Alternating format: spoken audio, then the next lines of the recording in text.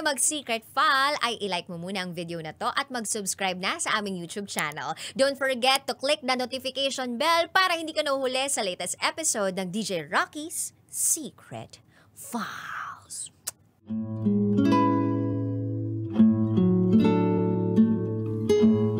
And now, it's time for DJ Rocky's Secret Files.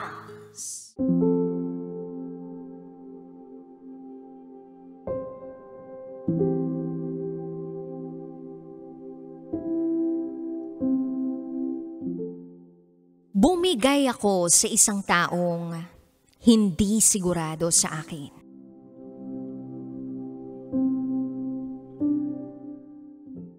Hi DJ Rocky.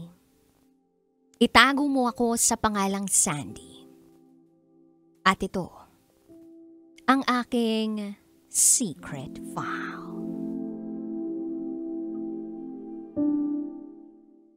Naranasan ko ng magmahal ng paulit-ulit. At kadalasan, ang ending, nasasaktan lang ako. O hindi kaya ay sinasadyang saktan. Aaminin ko, medyo nakakapagod yung feeling na laging back to zero ang puso ko. Kasi biruin mo, magmamahal ako, tapos mauuwi lang sa wala. Kasi it's either niloko ako o hindi lang talaga nag-work. Tapos sinukuan ako.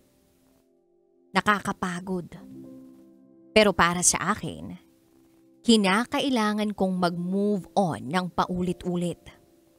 Dahil paulit-ulit din naman ako kung magmahal. Iba-ibang tao nga lang. Dati, meron akong nakilala sa isang dating app. Nag-click kami sa simula. Natipuhan ko siya. Kasi mestizo, guwapo, matangkad, at mukha namang seryoso sa buhay. So since may mutual understanding kami sa una, lagi na kaming nag-uusap, nag-a-update ng mga nagaganap sa mga buhay namin. At lagi na rin kaming magka-video call dahil lagi siyang nasa duty sa trabaho. Ako naman noon, college student pa lang. Noon talaga ang nasa isip ko, sana pang matagalan itong taong to. Sana seryoso nga siya sa akin. Yung hindi ako ginagawang libangan lang. Sana mahal talaga ako nito. Kasi iba yung epekto sa akin na totoong mahal ako ng isang tao. Nai-inspire ako, ginaganahan akong mag-aral, lagi akong motivated sa mga ginagawa ko. Ganon, DJ Rocky. Pero, napansin ko na lang, nanlamig na sa akin yung guy. Biglang wala nang panamdam. Alam mo yun, ginost lang ako. Ako naman, panayang message sa kanya, pero walang reply. Hanggang sa hindi na sumasagot kapag tinatawagan ko. Naisip ko, baka busy sa buhay. Mahirap namang every minute mangungulit ako. Maski nga every hour nakakahiya pa rin. Kaya natuto rin akong mag-antay. Pero inabot na ako ng ilang buwan, kaaantay sa kanya na magparamdam man lang siya sana sa akin. Kahit simpleng, hi, hello, buhay pa ako. Yun lang sana na mensahe ang matanggap ko. Malaman ko lang na okay siya. Naggusto pa niya akong makausap. Okay na sana yun eh. Hindi naman ako ganun ka-demanding sa atensyon nung guy. Tapos maya-maya, DJ Rocky, malalaman ko. Ikakasal na pala yung mokong. Ikakasal na siya. Anak ng Kaya pala wala nang paramdam sa akin. Nakatali na pala sa iba. Siningsingan na pala yung ibang babae. Grabe naman. Masakit sa akin yun, ha? Imagine, that was my first time na pumasok sa isang seryosong relasyon. Pero ang ending, boom. Kaya dahil doon, DJ Rocky, nag-decide na lang ako na mag-focus muna sa pag-aaral ko. Pero aaminin ko, iba pa rin ang buhay kapag may love life. Kaya inopen ko uli ang account ko doon sa dating app na pinasukan ko dati. Naghanap uli ako ng pwedeng jowain. Nagbabaka sakali lang naman na may makikilala akong bagong tao, bagong makakausap o magiging partner sa buhay. Ganun naman kasi talaga. Dalaga ako at gusto kong nakikipag-date. Gusto kong maranasan yung pakiramdam na kinikilig ako uli. Wala namang masama, basta hindi pa baya sa pag-aaral, diba? And then eto na. May kumausap sa akin doon sa dating app. Siya ang nag-first move. In-entertain ko naman. Pero hindi ako kaagad nag-open up masyado dahil nga may duda pa rin ako sa tao. Dahil nga sa nangyari noon sa unang guy na nakarelasyon ko. Naniloko lang ako. Iniwan sa ere kasi ikakasal na pala. So this time, susubukan ko lang uli. Pero mas mag-iingat na ako. At sana, this time, si the one na ang taong ito. Sana si the one na. So, naging close kami nitong si second guy. Ganun uli. Araw-araw, magkausap kami. Lagi rin siyang nag-a-update. And then noong first meet-up namin, nagpakilala siya sa mga magulang ko. Siyempre, DJ Rocky, kilig na kilig ako. Siya yung unang lalaki na ipinakilala ko sa mga magulang ko. First meet-up pa namin talaga. Pero, iba. Iba yung nangyari sa second meet-up namin.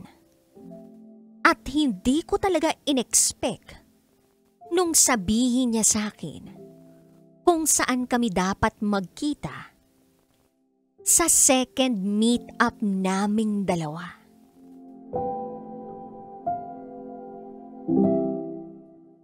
Dinala niya ako sa isang bahay na walang kusina, DJ Rocky.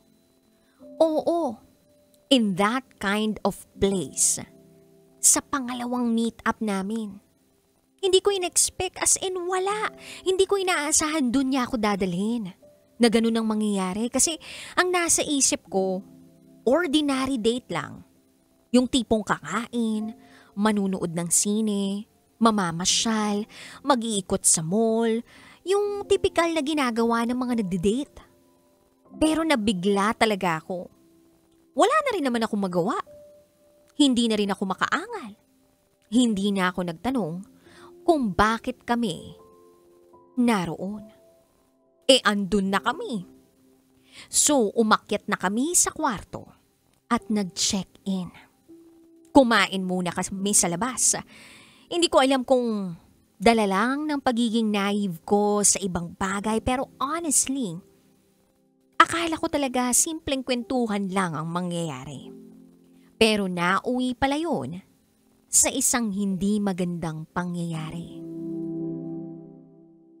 And I felt vulnerable at the last minute dahil nagpagalaw ako sa kanya. Iniisip ko kasi noon, mabait naman siya sa akin. Kilala naman siya ng mga magulang ko. Pero after nang nangyari sa amin, inihatid niya ako pauwi sa bahay. Tapos wala na. Wala nang paramdam. Wala nang chat. wala nang kahit ano. Ni hindi na nagsabi sa akin kung nakauwi na ba siya sa kanila. Basta wala. I felt so cheap. Chipanga. Bumaba ang tingin ko sa sarili ko. Ganun na lang ba ako bilang babae? Disposable?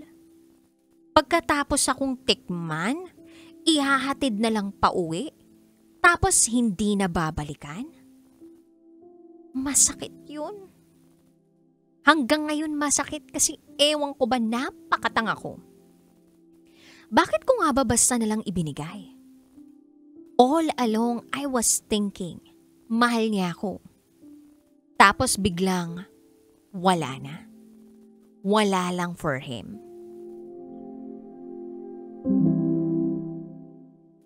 Ilang buwan ko pa siyang hinintay na balikan ako o replyan ako. Just like noong umasa ako sa unang guy na nakilala ko. Hindi ako agad sumuko. I waited. Ilang buwan akong naghintay na balikan ako, kumustahin. And well, after few months, nagparamdam naman siya uli. Gusto raw niya na magkita kami uli. But this time, takot na ako. Kasi baka ganun na naman uli. Katawan ko lang uli ang habol niya. I already felt insulted, stupid, and guilty sa pagpapakawala ng sarili ko para sa kanya. Takot na akong umulit pa. Araw-araw, nagchat-chat siya sa akin. Pero hindi na ako sumasama kapag nag-aaya siya na mag-date kami. Kasi iniisip ko pa rin na sex lang ang dahilan kung bakit niya ako kinakausap. Yun at yun lang. The first time na ibinigay ko pa ang sarili ko ay sa isang lalaki na hindi ko alam kung sigurado ba talaga sa akin o hindi. Although hanggang ngayon, may communication pa rin kami. Pero hanggang usap na lang talaga. Hindi na ako pumapayag na lumabas kami. Kasi nga, traumatized pa rin ako. Takot pa rin ako. Hindi ko alam kung anong dapat gawin. At sana'y mapayuhan niyo ako. Salamat po. Hanggang dito na lang po muna. Muli, ako si Sandy. At ito, ang aking secret file.